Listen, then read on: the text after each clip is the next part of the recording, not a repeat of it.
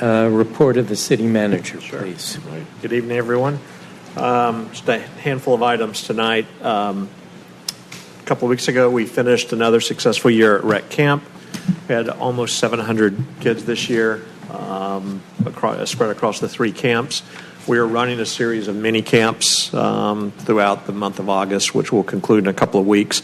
There were 15 families that received scholarships for a significant part of their camp fees for this year, so that effort continues. Last week, there was a Zoom presentation by SLR Engineering, which was retained by the DEC to do a study of the Beaver Swamp Brook, including a similar type study as what was done for the Blind Brook a few years ago, also by SLR, really looking at culverts, bridges, and other crossings of the creek. The presentation materials and the Zoom presentation are all on the city website in that section of flooding. In the next couple of weeks, Noga and her team will begin the annual commuter parking renewal process and outreach. The permit fee that the council passed several months ago was approved by the MTA last week. It equates to about 2% annually since the last fee increase 5 years ago. And those notices will be going out shortly. As we said at the council meeting at the time, that fee increase will all be dedicated toward additional improvements in the MTA lots, potholes and paving and the like. So hopefully that money will be well spent.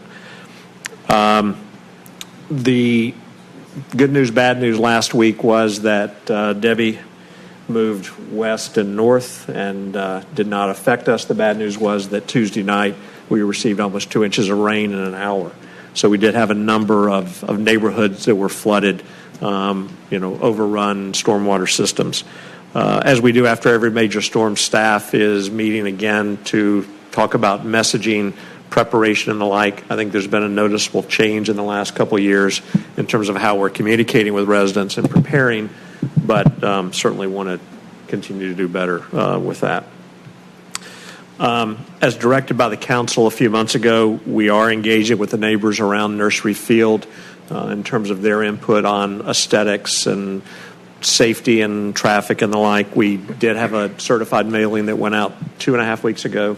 We've received a handful of responses. We'll continue to doing that, and there'll be another mailing in the next week to 10 days to reinforce that in expectation of some action possibly in September. Nicole is almost complete in updating the webpage dedicated to Westchester Power. Tomorrow there will be a citywide listserv that will go out reminding people or noticing people that the council did extend the contract with Westchester Power. It will include information about the presentation at the library on the 21st.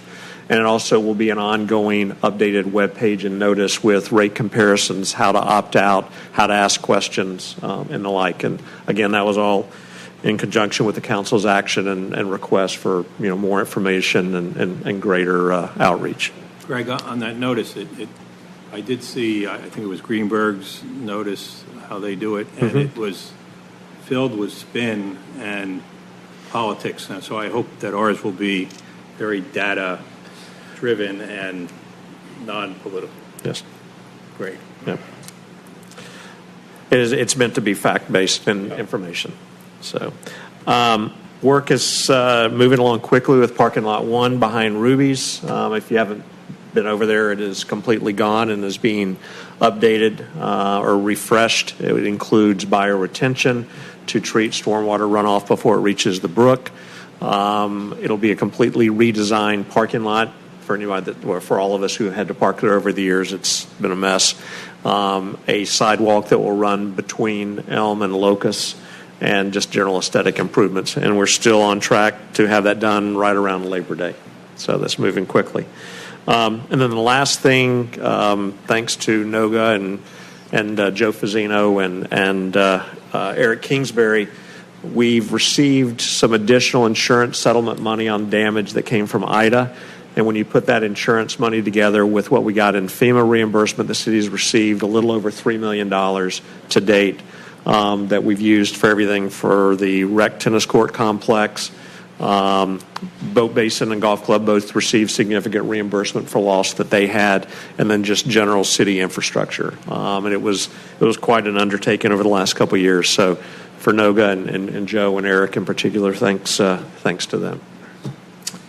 That's all I have tonight. Thank you.